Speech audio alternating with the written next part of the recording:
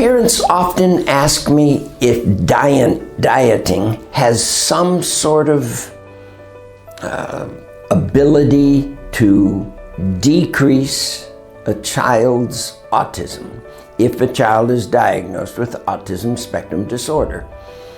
Well, I suppose we need to look at history.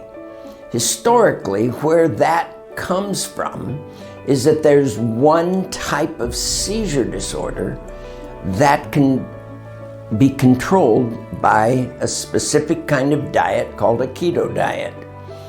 However, there is zero ability for diet to impact a child's autism symptoms.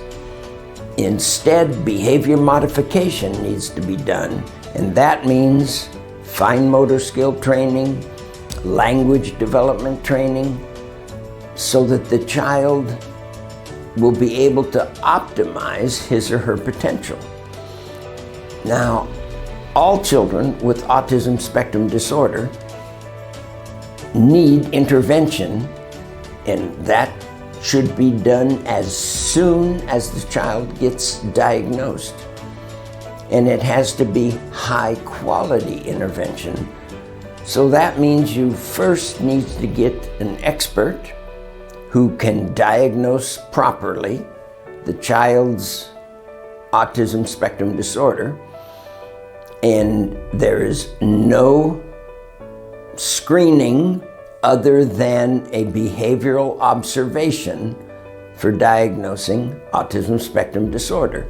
There's no brain scan, no EEG, brain wave assessment that identifies autism spectrum disorder. It's only identified through specific behavioral criteria that the child might display. And an expert then is the one who will look at the child's behavior to assess if the child has mild, moderate, or severe symptoms of autism. So, when you worry about, is the possibility of dieting gonna help, or adding omega-3 fatty acid to the child's diet going to help the child be less autistic? The answer is an unequivocal no. Rather, we need behavior modification interventions that will help the child cognitively, socially, and emotionally. Thank you for listening.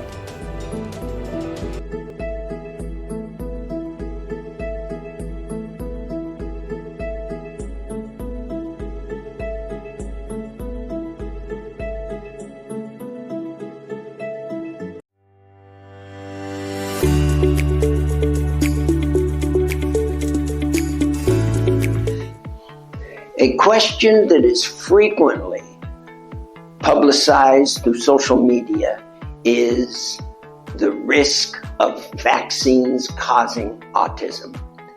However, it is well documented that it is absolutely out of the question. We have definitive evidence that no vaccines on the market cause any autism. Only oxygen deprivation at birth or some prenatal trauma. Thank you for listening.